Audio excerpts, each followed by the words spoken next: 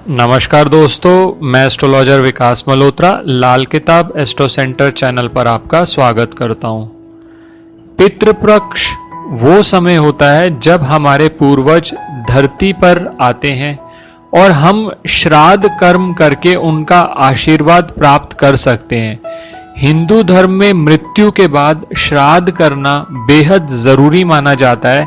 मान्यता है कि अगर अपने पूर्वजों का विधि पूर्वक श्राद्ध और तर्पण नहीं किया जाए तो उन्हें इस लोक से मुक्ति नहीं मिलती है और वो भूत प्रेत के रूप में इस संसार में ही भटकते रहते हैं। इसका नुकसान सबसे ज्यादा ये होगा कि आपके घर में सुख शांति अफेक्ट होगी, आप सफलता प्राप्त नहीं कर पाएंगे। पितरों की मुक्ति के लिए श्राद्ध पक्ष का बेहद महत्व है और आप पितृ पक्ष में श्राद्ध करके कुछ छोटे छोटे उपाय कर कर इस पितृ दोष से मुक्ति पा सकते हैं। जिस भी घर में पितृ दोष का श्राप होता है उस घर के सदस्य सुखी नहीं रह पाते और जीवन में सफलता से भी वंचित रह जाते हैं। इस साल पितृ पक्ष आने वाला है, इसीलिए इस वीडियो में मैं आपसे पितृपक्ष की तिथि और कुछ सिंपल उपाय शेयर कर रहा हूं जिससे आप अपने पितरों की कृपा प्राप्त कर सकते हैं। अगर आपने अब तक हमारा वीडियो चैनल सब्सक्राइब नहीं किया है तो इसे जरूर सब्सक्राइब कर दें और बेल बटन को पुश करना ना भूलें ताकि समय पर वीडियोस की नोटिफिकेशन आपको मिलती रहे। हर साल पितृपक्ष के समापन के अगले दिन से नवरात्र शुरू हो जाता है और घट स्थापना के साथ 9 दिनों तक नवरात्रि की पूजा होती है। पितृ अमावस्या के अगले दिन से प्रतिपदा के साथ ही शारदीय नवरात्रे आरंभ हो जाते हैं, लेकिन इस बार ऐसा नहीं होगा। इस बार श्राद्ध पक्ष समाप्त होते ही अधिक मास लग जाएगा। अधिक मास लगने के कारण नवरात्र में और पितृपक्ष के बीच 1 महीने का अंतर आ जाएगा। अब ये अधिक मास क्या होता है? एक सूर्य वर्ष 365 दिन और करीब 6 घंटे का होता है, जबकि एक चंद्र वर्ष 354 दिनों का माना जाता है। तो दोनों वर्षों के बीच लगभग 11 दिनों का अंतर होता है। ये अंतर हर 3 वर्ष में लगभग 1 महीने के बराबर हो जाता है। इसी अंतर को दूर करने के लिए हर 3 साल में एक चंद्र मास अतिरिक्त आता है, जिसे अतिरिक्त होने की वजह से अधिक मास कहा जाता है या अधिमास कहा जाता है या मल मास भी कहा जाता है। अश्विन मास में मल मास का लगना और 1 महीने के अंतर पर दुर्गा पूजा का आरंभ होना, ऐसा संयोग 165 साल बाद हो रहा है। इस साल पितृपक्ष 1 सितंबर 2020 से शुरू होकर 17 सितंबर तक चलेगा। 1 सितंबर को पूर्णिमा श्राद्ध है और 2 सितंबर से फिर पितृपक्ष आरंभ हो जाएगा।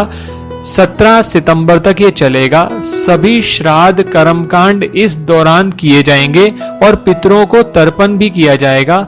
लोग अपने पितरों के लिए पिंडदान, तर्पण, हवन और अन्नदान इस दौरान करते हैं ताकि पितरों का आशीर्वाद उन पर बना रहे।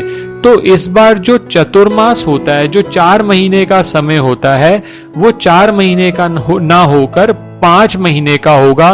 लीप ईयर होने की वजह से ऐसा हुआ है और खास बात यह है कि 165 साल बाद लीप ईयर और अधिक मास दोनों ही एक साल में आए हैं। चतुर्मास में सामान्यतः कोई भी शुभ कार्य नहीं किया जाता, सिर्फ धार्मिक कार्य किए जाते हैं। इस पितृ पक्ष में अगर आप कुछ उपाय कर लेते हैं तो पितरों की कृपा आपको जरूर मिलेगी। अब आपको क्या उपाय करने हैं उस पे मैं आपसे बात कर रहा हूं। सबसे पहले तो पितृ पक्ष में हर दिन सुबह और शाम को जब भी घर पर रोटी बने, पहली रोटी गाय को निकालकर अलग कर रख दीजिए। ये रोटी गाय को और आखिरी रोटी जो है वो कुत्ते को खिलाइए आप रेगुलरली। इस दौरान आप रोटी के अलावा ये भी कर सकते हैं कि रोटी ना खिलाकर आप कुछ और खिलाना चाहें। किसी समय पर अगर रोटी अवेलेबल नहीं है तो आप कुछ और ब्रेड या और कोई सामग्री, चाहे कोई हरी सब्जी, वो गाय को खिला सकते हैं। और डॉग्स को या तो रोटी खिला दीजिए या आप बिस्किट्स खिला सकते हैं। ये 2 चीजें तो जरूर ध्यान रखिएगा। और जब भी मौका मिले कौओं को कुछ ना कुछ खाने के लिए ज़रूर दें। चाहे आप उन्हें रोटी दे सकते हैं, चाहे आप गांठिया दे सकते हैं, ये बहुत आसानी से अवेलेबल हो जाता है, तो ये ज़रूर करिए। दूसरा उपाय, पितृपक्ष में हर दिन पीपल के पेड़ पर कच्चा दूध और जल मिलाकर चढ़ाइए। ये रविवार को आप अवॉइड कर सकते हैं, बाकी सभी दिन में आप कर सकते हैं। इससे पितरों का आशीर्वाद मिलेगा और पितृदोष से मुक्ति भी। और शनिवार वाले दिन सूर्योदय से पूर्व कच्चा दूध, काले तिल पीपल के वृक्ष पर जरूर चढ़ाएं।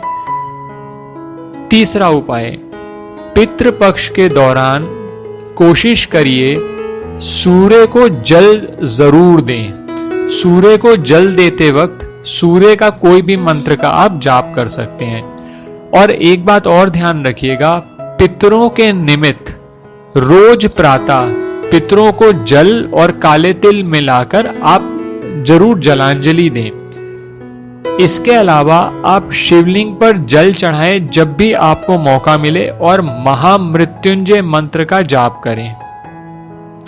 फाइनली जो ऊपर की रेमेडीज मैंने आपको बताई हैं वो तो आप कर ही लेंगे। इसके अलावा आप गरीबों को भोजन या कोई खाद्य सामग्री, आटा, चावल, जो भी आप सामर्थ्य के अनुसार आपके पॉसिबल है वो इन दिनों में जरूर दें।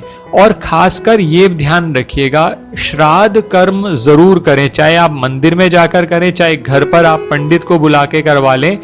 जिस दिन भी पितरों की डेथ हुई है, अगर आपको तिथि मालूम है तो उसी दिन करिए श्राद्ध कर्म, और अगर आपको तिथि मालूम नहीं है तो आखिरी दिन यानी जिस दिन सर्वपितृ अमावस्या होती है उस दिन आप ये श्राद्ध कर्म जरूर करिए। और उस दिन खासकर केले, दूध या कुछ और अनाज, कुछ भी जो भी आप अपनी सामर्थ्य के अनुसार आपको सही लगे वो जरूर दान कीजिए।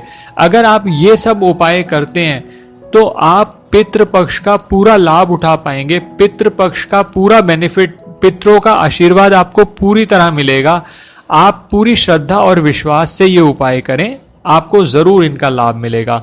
अगर आपको ये वीडियो पसंद आया है तो इसे लाइक करना ना भूलें, बाकी लोगों के साथ भी शेयर करें, और अगर आपने अब तक चैनल नहीं सब्सक्राइब किया तो आप ज़रूर इसे सब्सक्राइब कर दें। हम और भी कुछ वीडियोस इसी टॉपिक्स पर लेकर आएंगे। धन्यवाद दोस्तों।